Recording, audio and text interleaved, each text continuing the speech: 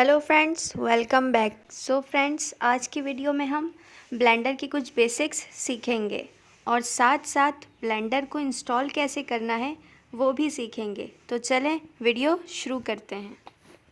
सबसे पहले हमें ब्राउज़र ओपन करना है जहां से आप हमेशा ऐप्स इंस्टॉल करते हैं।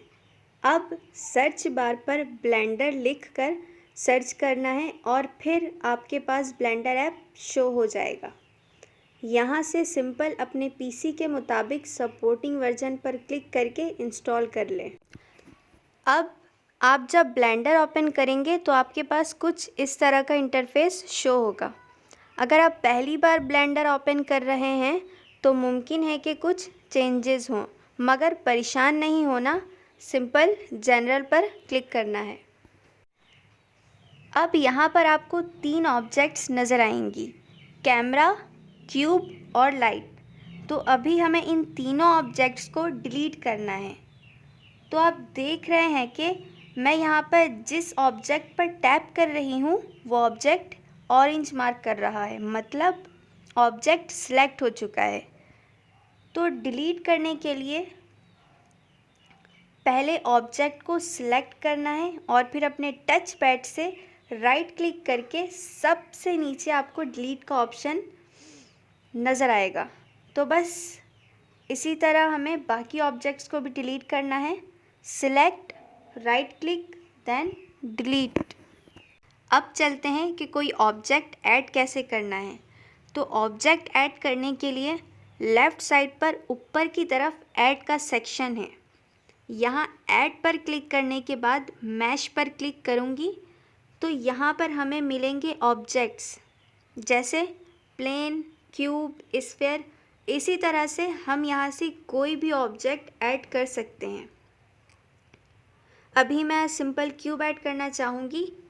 तो अब देखें, ग्राउंड पर क्यूब ऑब्जेक्ट ऐड हो चुका है। तो अब चलते हैं जूम इन और जूम आउट पर। तो जूम इन और जूम आउट करना बहुत आसान है। सिंपल हमारे कीबोर्ड पर नंबर पैड पर जो प्लस और माइनस के बटन हैं उनकी मदद से जूम इन और जूम आउट कर सकते हैं। जैसे अभी मैं जूम इन कर रही हूँ तो आपको नज़र आएगा कि हमारा जो ऑब्जेक्ट है वो काफ़ी बड़ा हो रहा है। तो इसी तरह जूम आउट करेंगे तो अब देखेंगे हमारा ऑब्जेक्ट बिल्कुल छोटा हो गया है। अब नेक्स्ट स्टेप है हमारा ब्लेंडर के 3 मेन टूल्स। ये टूल्स हमें लेफ़्ट साइड पर नज़र आएंगे। सबसे पहले है मूव टूल, फिर है रोटेट और फिर है स्केल टूल। इन टूल्स को समझने से पहले हमें एक चीज़ समझना है और वो है एक्सेस। तो ग्राउंड पर आप जो लाइंस देख रहे हैं वो दरअसल हमारे एक्सिस को शो कर रहा है। जैसे ग्रीन लाइन वाई एक्सिस को शो करता है और रेड लाइन एक्स एक्सिस को। इसी तरह जो हमारा जी एक्सिस होगा वो ब्लू कलर में होगा। वापस चलते हैं टूल्स की तरफ और सबसे पहले देखते हैं मूव टूल को। सबसे पहले हमें अपने क्यूब ऑब्जेक्ट को सिलेक्ट करना है और अब मूव टूल पर क्लिक करना है। तो देखें, हमें ऑब्जेक्ट के साथ 3 एरोज़ नज़र आ रहे हैं।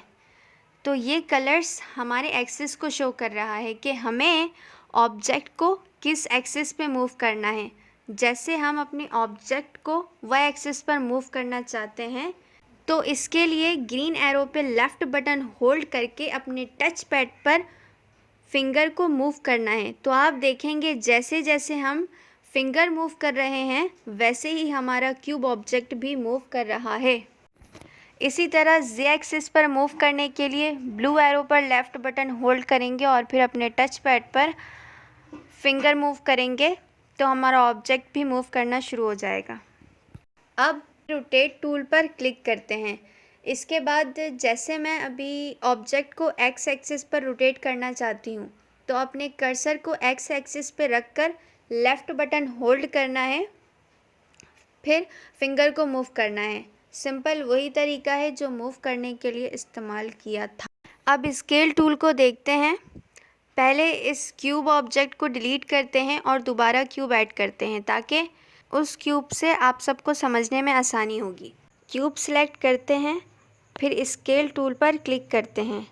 अब अगर मैं चाहूँ कि इस ऑब्जेक्ट की लंबाई थोड़ी ज़्यादा होनी चाहिए, तो इसके लिए ब्लू एरो पर अपने कर्सर को रखेंगे और टच पैड से लेफ़्ट बटन होल्ड करते हुए फिंगर को मूव करेंगे। तो देखें, अब हमारा ऑब्जेक्ट जो क्यूब ऑब्जेक्ट है वो जी एक्सिस पर स्केल हो रहा है। इसी तरह से वाई एक्सिस पर भी करेंगे और एक्स एक्सिस पर भी। तो अब नेक्स्ट स्टेप है हमारा इन तीनों मेन टूल्स के शॉर्टकट कीज़ को यूज़ करना। तो पहला है हमारा मूव टूल। मूव टूल का जो शॉर्टकट की है वो है जी। सिंपल अपने कीबोर्ड से जी प्रेस करूँगी और फिर वाई प्रेस करूँगी। तो आप स्क्रीन पर देखें, हमारा जो ऑब्जेक्ट है वो मूव कर रहा है, जैसे हम टच पैड पर फिंगर मूव कर रहे हैं।